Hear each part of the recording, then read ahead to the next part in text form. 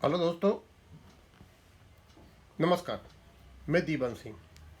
मैं आपको बताना चाहूँगा कि जैसे ही सिंगला साहब वाले केस की तारीख 9/4/2026 हुई तो उस समय पेंशनर्स में काफ़ी रोष था। लेकिन उस तारीख के आसपास कुछ ऐसी घटनाएं होने जा रही हैं तो बैंक पेंशनर में एक प्रकार का संशय पैदा हो गया है कि ऐसा नहीं हो कि हमारी 9/4/2026 को भी सुनवाई नहीं हो। कहा जा रहा है कि 9 जजों की बेंच का एक गठन होगा।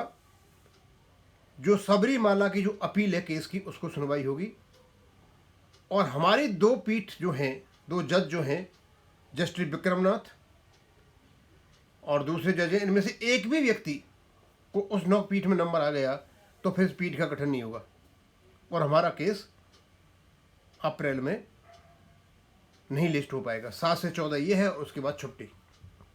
करैनी में देखते हैं क्या होता है। आशंका तो पैदा हो ही गई है जब तक 9 तारीख नहीं आती है या जब तक ये पता नहीं चलता है 9 जजों की पीठ में कौन कौन है। करैनी में एडवोकेट पाटनी जी ने एक लेटर लिखा रजिस्ट्री को, सुप्रीम कोर्ट ऑफ इंडिया के लिए। कहते हैं एमसी सिंगला प्रकरण की सुनवाई में अनावश्यक विलंब के संबंध में खुला पत्र। महोदय, हम सभी वरिष्ठ पेंशनर्स अत्यंत चिंता और पीड़ा के साथ यह खुला पत्र आपको लिख रहे हैं। माननीय सर्वोच्च न्यायालय ने में लंबित एमसी सिंगला प्रकरण पिछले लगभग 10 वर्षों से अंतिम निर्णय की प्रतीक्षा में है। इस लंबे समय से लंबित मामले से देश भर के अनेक वरिष्ठ पेंशनर्स और उनके परिवार सीधे प्रभावित हैं।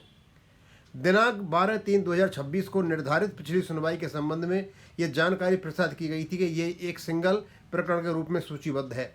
इस सूचना के कारण देश भर के संबंधित पेंशनर्स बड़ी आशा और उत्सुकता के साथ अंतिम निर्णय की प्रतीक्षा कर रहे थे, परंतु अत्यंत खेद के साथ यह कहना पड़ रहा है कि विभिन्न बाधक पक्षों द्वारा प्रयास कर इस प्रकरण को नियत रूप से माननीय पक्ष के समक्ष आने से रोक दिया गया।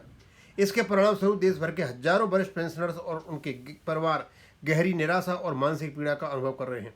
यह भी समझ परे है कि रजिस्ट्री स्तर पर समय रहते अन्य प्रकरणों को इसमें कैसे और किस विधिक प्रक्रिया के अंतर्गत सम्मिलित किया गया। यदि ऐसा किया गया है तो क्या इसके लिए निर्धारित विधिक प्रक्रिया और नियमों का पालन किया गया, इस विषय में स्पष्टता होना अत्यंत आवश्यक है। हम सभी पेंशनर विनम्रतापूर्वक निवेदन करते हैं कि आगामी निर्धारित तिथि 9/4/26 को किसी अन्य घटक या पक्ष के द्वारा की जाने वाली अतिरिक्त मांग को स्वीकार न किया जाए। इस प्रकरण में किसी अन्य मामले को अनावश्यक रूप में सम्मिलित न किया जाए। माननीय पीठ के समक्ष इस एमसी सिंगला प्रकरण को पर्याप्त और पूर्ण समय दिया जाए ताकि वर्षों से लंबित इस विषय पर अंतिम निर्णय की दिशा में ठोस प्रगति हो सके। हम सभी वरिष्ठ पेंशनर अब जीवन के ऐसे चरण में हैं जहाँ न्याय में अत्यधिक विलंब हमारे लिए अत्यंत पीड़ादायक है और चिंताजनक है। अतः निवेदन है कि न्याय की प्रक्रिया को शीघ्र और प्रभावी बनाने में सहयोग प्रदान किया जाए और आशा है कि रजिस्ट्री इस विषय की गंभीरता को समझते हुए उचित सहयोग प्रदान करेगी। ये उन्होंने लेटर लिख दिया, कमल पाटनी जी ने रजिस्ट्री को लिखा है। अब रजिस्ट्री के पास तो भाई जो आता है वो करेंगे, पर लेकिन हाँ ये है कि रजिस्ट्री के हाथ में बहुत कुछ होता है और उनसे ही एक प्रार्थना की जा सकती है।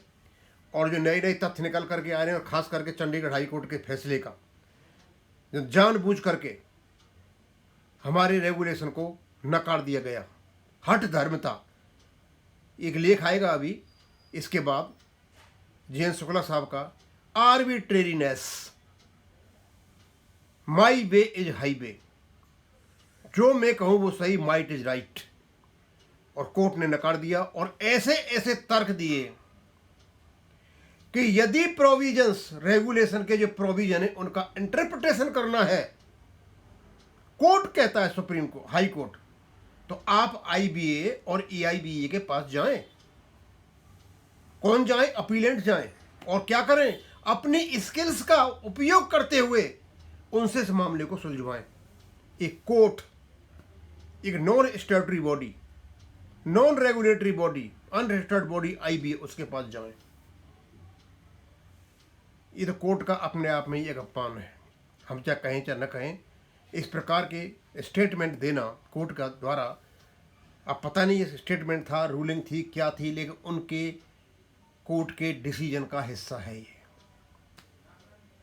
अब क्या हो रहा होगा आप स्वयं समझ सकते हो। अब मैं आगे तो कुछ नहीं कहूँगा, रजिस्ट्री का लेटर है, भेज दिया है, छोटे छोटे लेटर ज़्यादा बैठ रहे हैं। थैंक यू, धन्यवाद।